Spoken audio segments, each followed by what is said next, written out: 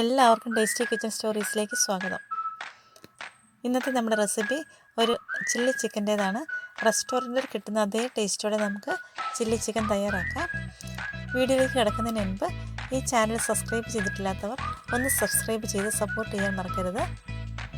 ഇനി നമുക്ക് വീഡിയോയിലേക്ക് കിടക്കാം. ഇതിനായി ഞാൻ എടുത്തു വെച്ചിരിക്കുന്നത് 3/4 കിലോ ബോൺലെസ് കോഴിയിറച്ചിയാണ്.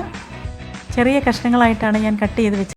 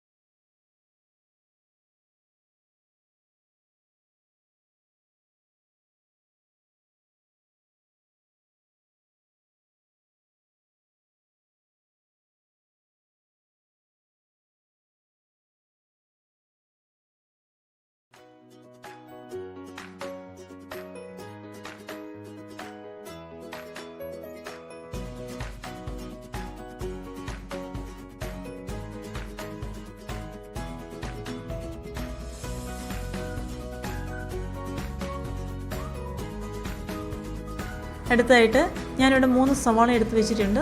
അത് നമുക്ക് ചെറിയ ക്യൂബുകളായിട്ട് കട്ട് ചെയ്യാം. ഇപ്പോൾ ഞാൻ സവാളയെല്ലാം ഈ ഒരു സൈസിൽ കട്ട് ചെയ്ത് വെച്ചിട്ടുണ്ട്. ഇനി നമുക്ക് എടുത്ത് വെച്ചിരിക്കുന്ന ക്യാപ്സിക്കം കൂടെ ക്യൂബ് ഷേപ്പിൽ കട്ട് ചെയ്തെടുക്കാം.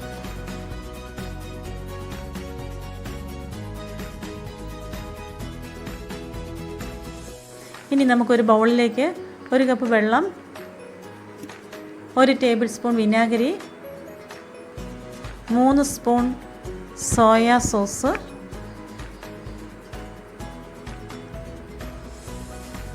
2 സ്പൂൺ കാശ്മീരി ചില്ലി പൗഡർ,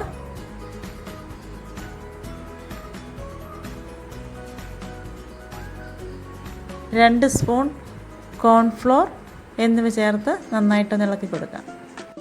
ഇപ്പോൾ എല്ലാം കൂടി ഒന്ന് മിക്സായി വന്നിട്ടുണ്ട്. അത് നമുക്ക് കുറച്ച് സമയത്തേന് മാറ്റി വെക്കാം.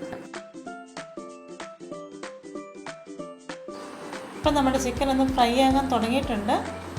ലോ ഫ്ലെയിമിൽ വെച്ച് വേണം ചിക്കൻ ഫ്രൈ ചെയ്യാൻ. എല്ലാം നമുക്കൊന്ന് മറിച്ചിടാം. ചിക്കൻ നന്നായിട്ട് ഫ്രൈ ആകണം. ചിക്കൻ ഒന്ന് ഫ്രൈ ആയി വന്നിട്ടുണ്ട്. ഫ്ലെയിം ഓഫാക്കാം.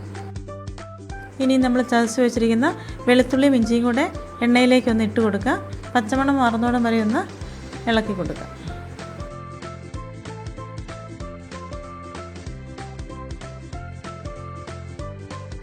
ഇനി ഇതിലേക്ക് കട്ട് ചെയ്ത് വെച്ചിരിക്കുന്ന ക്യാപ്സിക്കവും സവോളയും കൂടെ ഇട്ട് കൊടുക്കുക.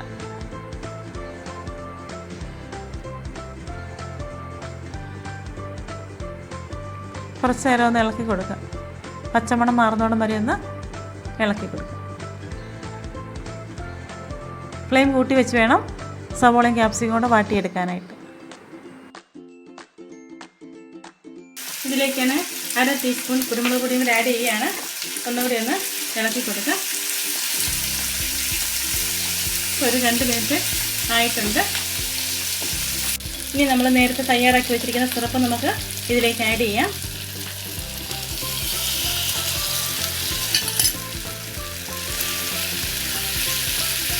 ഒരു 2-3 മിനിറ്റ് കൂടി ഒന്ന് ഫ്ലെയിം കൂട്ടി വെച്ച് തന്നെ വേവിച്ചെടുക്കാം. അതിൻ്റെ ആ പച്ചമണം പോകുന്നതോടും വരെ നമുക്ക് ഫ്ലെയിം കൂട്ടി വെക്കാം. ഞാനിതിലേക്ക് ഒരു 3 ടേബിൾ സ്പൂൺ ടൊമാറ്റോ പേസ്റ്റും കൂടെ ആഡ് ചെയ്യുകയാണ്. ഒന്നുകൂടി ഒന്ന് തിളപ്പിച്ചെടുക്കാം. അതിൻ്റെ പച്ചമണം എല്ലാം ഒന്ന് മാറി വന്നിട്ടുണ്ട്. ഇനി നമ്മൾ ഫ്രൈ ചെയ്ത് വെച്ചിരിക്കുന്ന ചിക്കനും കൂടെ ഇതിലേക്ക് ഇട്ട് കൊടുക്കാം.